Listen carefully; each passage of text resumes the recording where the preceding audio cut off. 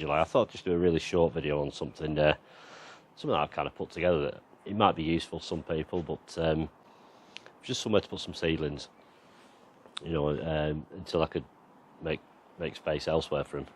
So it's just this basically, it doubles up as a table, so there's a bench here, you know, you could use it, use it as a table. And it's just a pallet, just made out of scraps really, to be honest, but it functions, you know, it's a way of hiding things out of the way as well. I'll just put net over it to put shade, you know, because obviously if it gets too hot, seedlings will suffer. So I'll just basically trap some netting in between two bits of wood. You roll it back. You know, you could use a sheet of polythene rather than polycarbonate. Just add some polycarbonate left over. I've just got two bits of wood that are spaced off here with some bits of pipe underneath, just to allow this to slide backwards and forwards. So kind of simply just sort of edge it one way like that, pull it out, and underneath there a load of seedlings. Obviously you could try and make it a little bit higher if you wanted to inside, but this was, like I say, it's just a standard pallet. But you know, it's housed about over 100 plants. You know, I've got some dwarf French beans and all my late season brassicas, which I'll now move down under the net, which is going to become the onion drying rack, which we'll have a look at that in a minute so you can see where they go from here, the next stage. But I just thought I'd share that with you in case you come across an old pallet, you can knock some up. But it allows airflow through. Yeah, you could probably put something around the legs, like a bit of copper or something like that to deter slugs, but it's off the ground. I say it allows air to blow through, but just wind knocking them about will help sturdy them up. So yeah, you can do lettuce under there, anything. So all your early sowings, you put it in a sunny spot early in the year, it'll work, you know, a bit like a cold frame really, I guess. But obviously cold frames work better with heat from the ground, but it will shield them from cold winds. You know, you could put something around the sides to deflect the wind if you wanted to. Netting will deflect some of the wind, but you get good airflow, so you haven't got to worry about things like that. And then you get them like this, the wind will rattle them about, but they've got to learn to survive and chunk up a bit.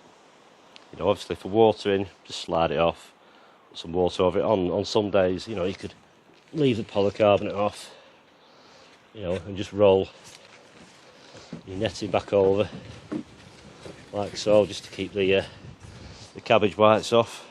Cabbage whites don't tend to bother them too much at this sort of size. So once you get a good leaf on them, then when they come in, they'll be at them.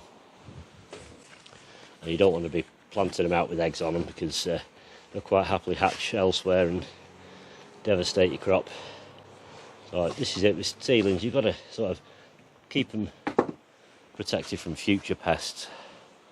But yeah, I thought I'd just do a quick video, so I'll just quickly show you at the other end where they go in. Right, some of you may have already seen this before. This is the shelf that's out in the polytunnel. It kind of gets used to many things. It's obviously going to be a seedling shelf for now, and then my onions will dry on it soon. When I've dried my onions on it, I put a polythene cover over it and just allow the air through it. But it will double up for these. It'll allow rain through. If you've got trays without holes in, put a polythene cover over it. And just trap it between two bits of wood, so when it drops naturally it'll anchor down, and you can sort of tie it down if you want. But for the purpose I'm using it for,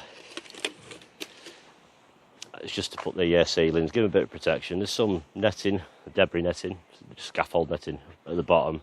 It's not nailed or anything, I've just got some old bits of wire. You don't have to put that on.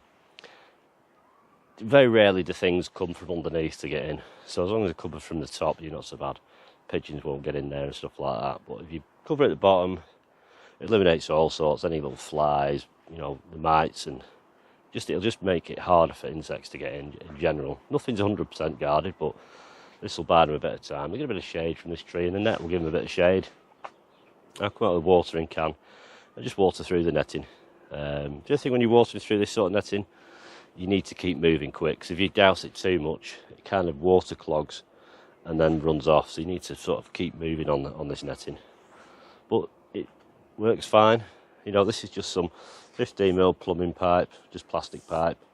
I've just put this tube here is just to help weight it down.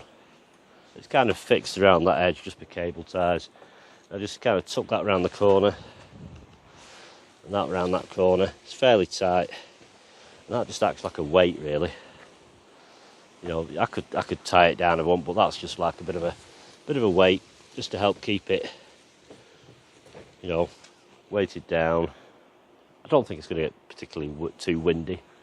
And all I've done here is I've got a string that runs across. Ideally, a bit of cane across the top to keep these spaced would help. But I want the ends to flex so I can lift this side up. Otherwise, if they didn't flex, I'd have to start uncoupling an end. But this way, then two ends can bend in a bit, and these will be okay. There's plenty of height in there. It shouldn't be a problem. Get a lot of plants in there. I say it's a 10-foot long shelf, and it's about 2 foot wide nearly. So it does for the purposes that I need. It's a good few year old now, this shelf. It's just made out of slate bottom. You know, there is a video somewhere, I think, early on my channel, where I kind of went in a bit more detail how I used it. And then there's a video where I actually converted it into my onion drying rack. So, not the cheapest thing to make, but it's only slate bottom. You know, probably something like this you can make for less than 20 quid. You know, and if you've had some of these old little greenhouses that blow to bits, keep the shelves, because they're the only good thing about them, cheap greenhouses, because they fall to bits. But the only, you know, the tubing's not great. But the only thing that's any good are these racks. They're great. They come in handy for so many things. So I'm just going to load the rest of this up, drop the net down, and then this is the next stage of hardening up. From here they'll go straight in the plot. If the ground's ready, if not, I'll have to pot them on, but fingers crossed they'll be alright in these for a couple of weeks. And then that's my next lot for winter.